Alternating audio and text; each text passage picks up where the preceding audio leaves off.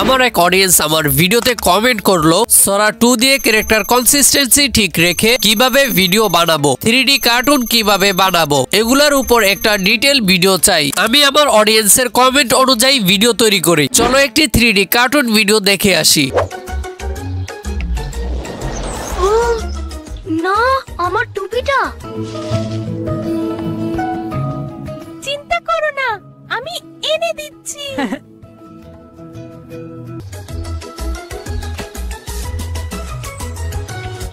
ধন্যবাদ বন্ধু।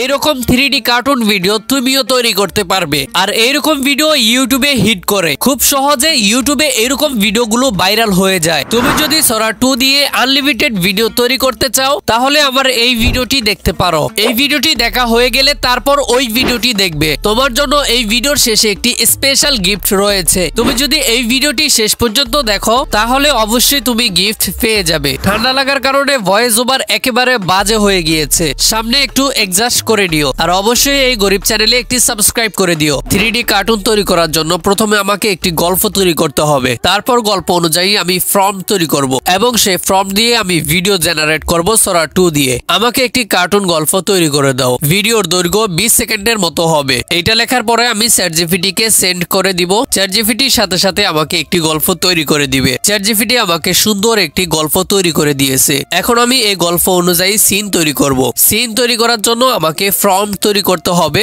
আমি আবার চ্যাটজিপিটি কে কমান্ড করব। এই গল্প অনুযায়ী আমি 3D কার্টুন শর্ট ভিডিও তৈরি করব। ক্যারেক্টার কনসিস্টেন্সি মিল রেখে আমাকে ইংরেজি ফর্ম তৈরি করে দাও। অবশ্যই কার্টুন ক্যারেক্টার যেন বাংলায় কথা বলে। এটা লেখার পরে আবারও সেন্ড করে দিব।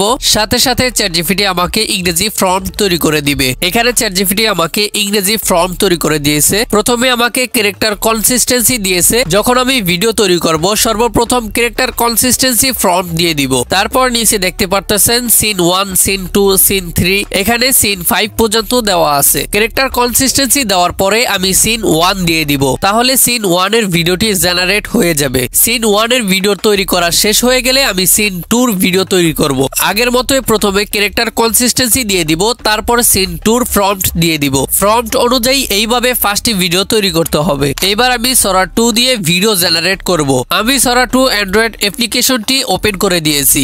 ভিডিও তৈরি করার জন্য প্লাস আইকনে ক্লিক করে দিব। এখানে বাড়ানো কমানোর মতো একটি অপশন আছে, এখানে ক্লিক করে প্রোটেক্ট সিলেক্ট করে দিব। উপরে একটি ফাঁকা বক্স আছে, এই বক্সে আমি ক্যারেক্টার কনসিস্টেন্সি ফর্ম দিয়ে দিব। চাপ দিয়ে ধরে পেস্ট করে দিব। এখানে ফর্ম চলে আসছে। এখন আমি সিন 1 এর ফর্ম পেস্ট করে দিব। এখান থেকে আমি আপলোড আইকনে ক্লিক করে দিব। কিছুক্ষণের মধ্যে ভিডিওটি জেনারেট হয়ে যাবে। আমাদের ভিডিওটি জেনারেট হইতেছে কিনা চেক করার জন্য প্রোফাইল আইকনে ক্লিক করব। এখানে দেখেন ভিডিওটি জেনারেট হইতেছে। এখানে বেশ কিছুক্ষণ সময় অপেক্ষা করা লাগবে। এখানে আমার প্রথম নাম্বার সিন জেনারেট হইতেছে। এখন আমি দ্বিতীয় নাম্বার সিন জেনারেট করব। আবারও আমি প্লাস আইকনে ক্লিক করে দিব। প্রথমে ক্যারেক্টার কনসিস্টেন্সি দিয়ে দিব, তারপরে সিন 2 এর প্রম্পট দিয়ে দিব। এখান থেকে আমি আবারও সেন্ড করে দিব। তাহলে 2 নাম্বার সিনটি এখানে জেনারেট হতে থাকবে। এইভাবে প্রম্পট অনুযায়ী ফার্স্টটি সিন তৈরি করতে হবে। সিনগুলো তৈরি করা হয়ে গেলে তারপর ক্যাপকাট দিয়ে এডিটিং করে নেবেন। আমি ভিডিওর শুরুতে বলেছিলাম আজকের এই ভিডিওতে তোমাকে একটি গিফট দিব। তোমরা যারা ফটো এডিটিং করো তোমাদের ফটো ইনহ্যান্স করার জন্য রিমিনি অনেক প্রয়োজন। প্লে স্টোর থেকে রিমিনি ডাউনলোড করলে সেই রিমিনিতে